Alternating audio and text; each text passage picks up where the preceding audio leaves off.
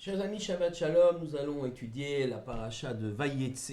Et Yaakov sortit, fuyant la colère de son frère Esav.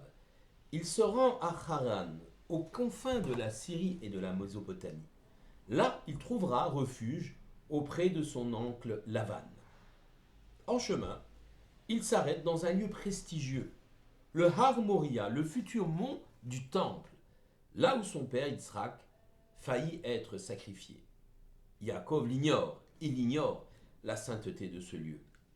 Dans la nuit, il fait un rêve étrange. Une échelle est posée sur le sol et son sommet atteint le ciel ou se perd même dans les cieux. Des anges la parcourent, montent et descendent.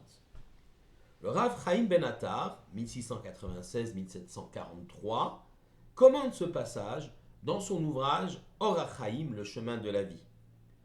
Un homme qui se considère comme petit, incomplet, il est à terre, matériel éminemment, comme l'échelle est posée à terre. Eh bien cet homme-là, considéré comme modeste ici sur terre, peut être considéré comme important dans le ciel. En effet, seul l'homme qui a la conscience de son ignorance peut progresser. L'homme suffisant, orgueilleux, pense qu'il n'a pas besoin d'un livre ou d'ouvrir un livre pour apprendre, car il pense tout connaître. La sagesse débute par la prise de conscience de son ignorance.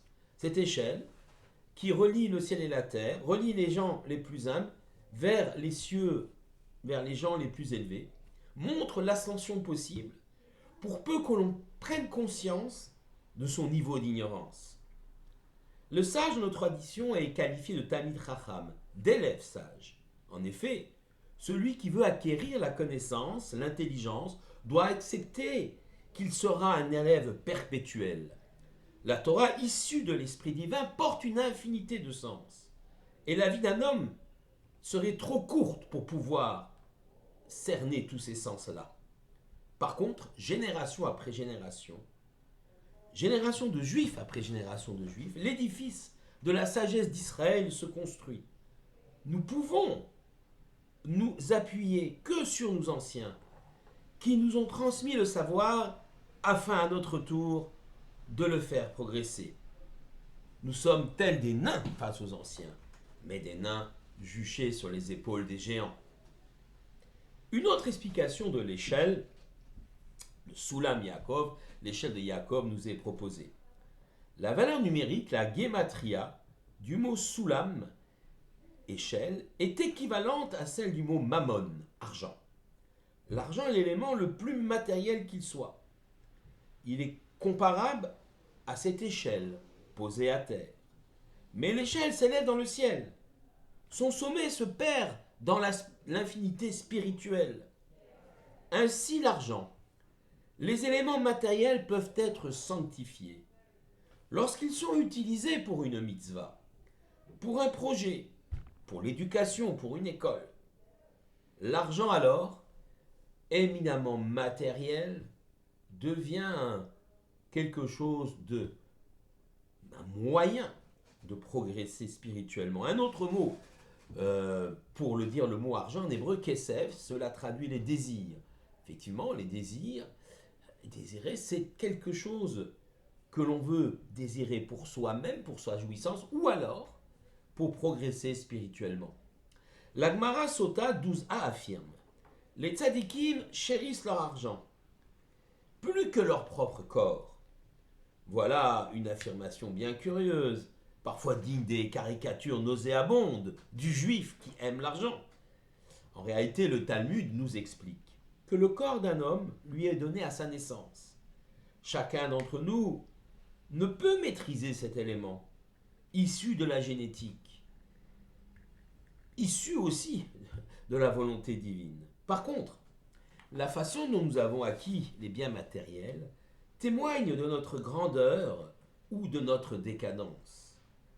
Le rapport de l'homme à l'argent, le rapport de l'homme au matériel, est révélateur de sa grandeur d'âme. Ainsi, comme l'échelle, il peut faire une ascension spirituelle.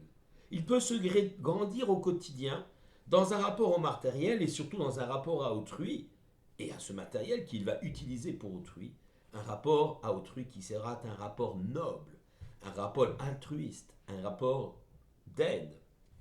Il peut aussi rester rivé de façon permanente à ce sol, à cette matérialité, ce matériel qu'il chérit tant et qu'il ne veut pas partager, qu'il ne veut pas utiliser pour progresser spirituellement, et c'est là, bien sûr, un véritable échec. Le judaïsme ne prône ni l'ascétisme, ni la pauvreté. Il n'interdit pas à l'homme de faire fortune. Il lui demande simplement d'être maître de ses biens et non pas esclave, en perpétuelle quête de nouvelles possessions. Les modalités d'acquisition sont également régies par la loi juive, la halacha, qui garantit une vie d'honnêteté et de droiture. Enfin, l'homme doit réaliser qu'il n'est que le gestionnaire de biens matériels qui appartiennent au Tout-Puissant. Par conséquent, s'il peut les utiliser pour son confort, il doit les utiliser ou les consacrer au progrès de sa personne, progrès spirituel, au progrès de sa famille, de ses enfants, de sa communauté, finalement, de son peuple. Im en kemach en Torah. S'il n'y a pas de farine, il n'y a pas de Torah, disent les maximes de nos pères, les Pirkei Avot, au chapitre 3, verset 21. Si on n'assure pas une base matérielle, la vie juive, l'étude semble alors très difficile. Mais, im en Torah en kemach. S'il n'y a pas de Torah, il n'y aura pas de farine. Sans le projet divin, concrétisé par la Torah, la prospérité, elle, risque de ne pas être au rendez-vous. Shabbat Shalom à tous.